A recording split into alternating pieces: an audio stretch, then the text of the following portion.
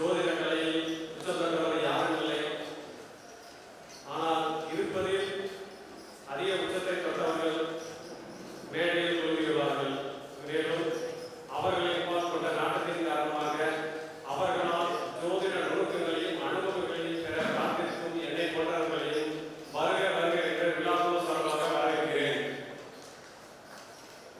இந்த ஐம்பெரும் விழாவின் நோக்கமே ஜோதிடர்களை ஒன்றிணைப்பது. குரு மகா சன்னிதானம் சொன்னதை போல, அவர்கள் சொன்னதை போல, நம்ம ஜோதிடத்தில் உள்ள சில விஷயங்களை ஆராய்ச்சி செய்வதே இந்த ஜோதிட ஆராய்ச்சி இணையத்தின் முக்கிய நோக்கமாகும். ஐயா அவர்கள், நமது நிறுவனர் அவர்கள் இதற்காக ஒரு தொகுதியை உருவாக்கியுள்ளார். குறிப்பாக லக்னம் என்பது ரொம்ப முக்கியம். அதாவது முகூர்த்தம். அந்த முகூர்த்தம் சரியான முறையில் அமைக்கப்படுகிறதா என்பதை தெளிவுபடுத்த அதற்கென்று ஒரு தனி தொகுதியினை நமது நிறுவனர் அவர்கள் தங்களது மென்பொருளை உருவாக்கியுள்ளார்கள். மற்ற மென்பொருள் இல்லாத எனக்கு தெரிந்த ஒரு சிறப்பு என்னவென்றால் 1000 பத்துகள் பார்த்தாலும் அந்த மனம் முடிக்கும் நேரமானது மிக முக்கியம். அதை உறுதிப்படுத்தும் விதமாக அதற்கென்று ஒரு தனி தொகுதியை அந்த மென்பொருளை உருவாக்கி வைத்துள்ளார். கண்டிப்பாக நாம் அதில் பயனடைந்திருப்போம். நமது நிறுவனத்தை பற்றி சொல்ல வேண்டுமானால் ஒரு மிக எளிய குடும்பத்தில் பிறந்து வளர்ந்த இவர் தனது 20 வயதிலே ஏழை எளிய தமிழ்மொழி மக்கள் மாணவர்கள் கணிப்பொறியின்பால் அதன் மென்பொருள் அறிவை பெற வேண்டும் என்ற எண்ணத்திற்கிணங்க, ஏனென்றால் மென்பொருள் அனைத்தும் ஆங்கில வழியாகவே இருந்தது. மேலும் அன்றைய காலகட்டங்களில் கணிப்பொறி என்பது ஒரு எட்டாக்கணியாக இருந்தது. அதை பற்றி ஏழை எளிய மாணவர்கள், தமிழ் தெரிந்தவர்கள் அனைவரும் தெரிந்து கொள்வார்கள் என்ற நல்ல நோக்கத்திற்கு முன்னிலைப்படுத்தி சுமார் 15 புத்தகங்கள் எழுதியுள்ளார். மேலும் இவர் எல்லா சமய மத இனங்களை கடந்த ஜோதிடத்திற்பால் ஏற்பட்ட ஈர்ப்பு காரணமாகவும் இந்த மென்பொருளை உருவாக்கியுள்ளார். இந்த மென்பொருள் உருவாக்கப்பட்டு 12 வருடங்கள் ஆகிவிட்டது. இன்றைய நோக்கமே அந்த மென்பொருளின் 12ஆம் ஆண்டு விழாவும் நம்ம சிறப்பித்துக் கொண்டிருக்கிறோம். ஆரியவீரை கண்டபோதெல்லாம் பாடியவர் அப்படிங்கிறத சொல்லியுள்ளார். அந்த வரிகளின் போல் கொண்ட தெளிவினால் ஜோதிடத்தில் உள்ள சின்ன சின்ன கணக்குகளை கூட தனது மென்பொருள் மூலம் எளிதாக கிடைத்து இன்று சுமார் உலகம் முழுவதும் 15 லட்சம் பேர் அந்த ஜோதிட மென்பொருளை பயன்படுத்திக் கொண்டிருக்கிறார். இந்த பெருமைக்கு மற்றும் இது இந்த நிறுவனம் உருவாக்கப்பட்ட காரணமான நிறுவனர் குரு பாண்டியநாதன் அவர்களை அன்புடன் வரவேற்கிறோம். வருக வருக.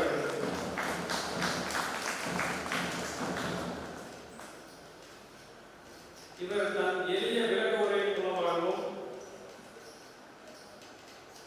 சிறந்த நோக்கத்தின் காரணமாகவும் நிறைய ஜோதிட மாணவர்களை உலகெங்கும் உருவாக்கியுள்ளார். இவர் இந்த சாஃப்ட்வேர், இந்த மென்பொருளை உருவாக்குவதற்கு மூல காரணம் மனிதன் பிறப்புக்கும் இறப்புக்கும் இடையில் படும் இன்னல்களும் கஷ்டங்களும் என்ன வகையில் சரி செய்ய முடியும், அதற்கேற்றால் கூட இன்றைய தலைப்பும் அவர் அமைத்துள்ளார். விதி கதி மதி. கண்டிப்பாக அந்த தலைப்பிற்கு அவர் மிகப்பெரிய பொருட்களை நமக்கு கொடுப்பார் என்று நம்புகிறோம். குரு என்பவர் ஒரு பாடல் வரைவர். குருடனும் சேர்ந்து குறுக்காட்டம் போட்டு குடியில் விழுவது ஏன்? குரு என்பவர் பெரும் தகவல்களை தருபவராக மட்டும் இருக்க முடியாது. நமது தேடல்களை பூர்த்தி செய்து அந்த தேடல்களுக்கு உயிர் நாடியாக இருந்து ஞானத்தை அடைய வழி செய்கிறவரே குரு. அத்தகைய தன்மைகளை கொண்டவர் நமது நிறுவனர் குரு பாண்டியநாதன் அவர்களை விதி கதி மதி என்ற தலைப்பின் கீழ் எங்களுக்கு தெளிவுபடுத்த மேடையில் வந்து தங்களது பொன்னான சொற்களை கொடுத்து உதவுமாறு விழாக்குழுவின் சார்பாக அன்புடன் கேட்டுக்கொள்கின்றோம்.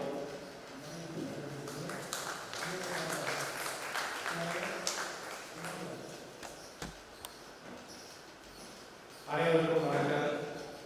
மேடையில் இருப்பவர்களுக்கும் எதிரே அனைவருக்கும் என்னுடைய நெஞ்சார்ந்த நன்றிகள். முதலில் இந்த எளியவரின் நடைபெறுகிறது.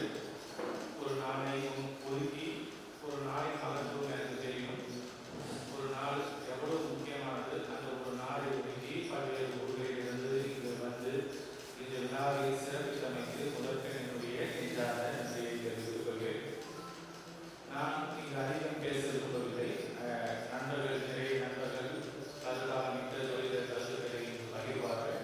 அவர்களுக்கான மேடையாகவே இதனை நாம் பயன்படுத்துவோம். ஒரு 10-20 நிமிடங்கள் மட்டும் நான் எடுத்துக்கொள்கிறேன்.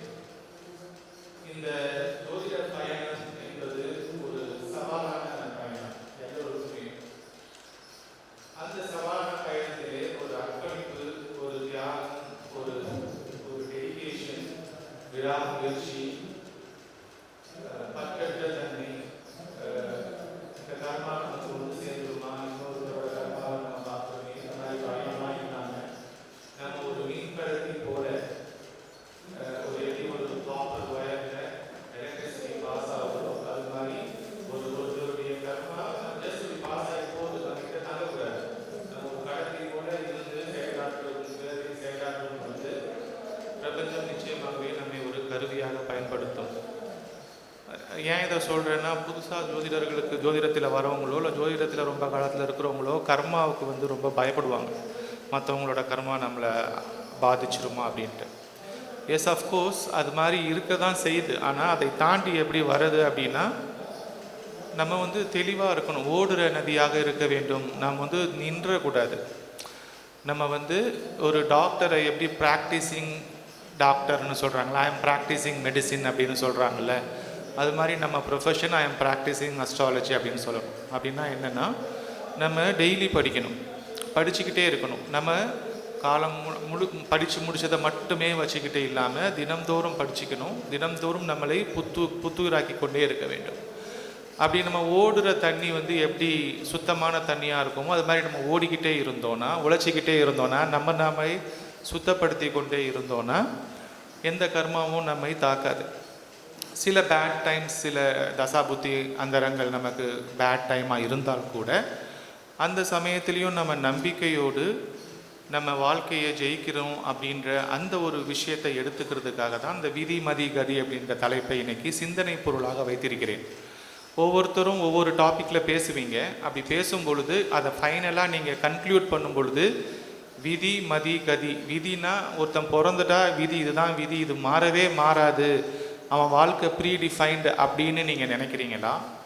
இல்லை விதியை மதியால் வெல்ல முடியும், நம்ம எண்ணங்கள் சீர்தூக்கி இருந்தால், எண்ணங்களை செம்மையாக்கி கொண்டால் எப்படிப்பட்ட விதியாக இருந்தாலும் எண்ணம் போல் வாழ்க்கை, எண்ணம் தான் வாழ்க்கை, நம்ம சரியான உயர்வான எண்ணங்களை வைத்து கொண்டால் அந்த எண்ணம் நிச்சயம் நீடேறும். அப்போ ஜோதிடத்தில் நமக்கு தடங்கல்கள் இருந்தால் கூட நம்ம நினைக்கிற இலக்கை அடைய முடியும் அப்படின்ற சந்திரனின் வலிமை. சந்திரன் ஜாதகத்தில் உடலையும் மனதையும் குறிக்கின்ற கிரகம், ரொம்ப பவர்ஃபுல் கிரகம் இல்லையா? இந்த மனுஷனோட உடம்பு மனசு ரெண்டத்தையுமே சந்திரன் தான் குறிக்குது, மற்ற கிரகங்கள் எல்லாத்தையும். அப்போ அந்த உடல் மனம் இது ரெண்டத்தையும் இயக்குகின்ற ராகு கேது அச்சுக்களில் தான் இந்த சந்திரன் சுழலுது. அப்போ விதின்றது ராகுவும் கேதுவுக்கும் நடுவில் இருக்கிற, அதாவது தாய் வழி பாட்டனார் தந்தை வழி பாட்டனார். ராகு தந்தை வழி பாட்டனார், கேது தாய் வழி பாட்டனார் இல்லையா? அப்போ கர்மா அங்கேருந்து தான் வருது. அப்போ இந்த 7 ஜென்மங்களோ 10 ஜென்மங்களோ தொடர்ச்சியாக உங்கள் டிஎன்ஏ இந்த ராகு கேதுக்கள் மூலமாக ஒரு கர்மாவாக உங்களுக்கு கன்சீவ் ஆகி நீங்கள் பிறக்கும் பொழுது எல்லா கிரகங்களும் இந்த ராகு கேதுவோட இந்த மாயையில் இருக்குது. வாழ்க்கையே ஒரு மாயை தான். அப்போ இந்த பிறக்கும் பொழுது இருந்திருக்கின்ற இந்த நேட்டிவ் சார்ட், பிறப்பு ஜாதகம் தான் வாழ்க்கையை முழுசாக வாழுமா, இல்லை பிறப்பு ஜாதகத்தை நம்ம மாற்றிக்க முடியுமா அப்படின்ற அந்த கான்செப்டை சிந்திக்கிறது தான் இன்றைக்கி கோர் தலைப்பாக வைத்திருக்கிறேன். அப்போ விதிப்படி தான் நடக்குமா, இல்லை எனக்கு வாழ்க்கையை மாற்ற முடியுமா அப்படின்னா வாழ்க்கையை மாற்ற முடியும். அப்போ விதியை மதியால் வெல்லலாம். அப்போ லக்னம் என்பது விதியாக இருக்கிறது பொதுவாக, ராசி சந்திரன் என்பது மதியாக இருக்கிறது. அப்போ கதினா சூரியன். அப்போ சூரியனை என்ன யாரும் பார்க்க மாட்டோம் நிறைய பேர். ஜோதிடத்தில் சந்திரனே முதன்மையாக இருக்கிறதுனால சூரியனை பற்றி நம்ம ரொம்ப பெரிய ஆராய்ச்சிகளுக்குள்ளே போகிறதில்ல. குரு பார்வை இருக்கா, சனி பெயர்ச்சி இருக்குதா, ராகு கேது பெயர்ச்சி இருக்குதா, இந்த விஷயங்கள்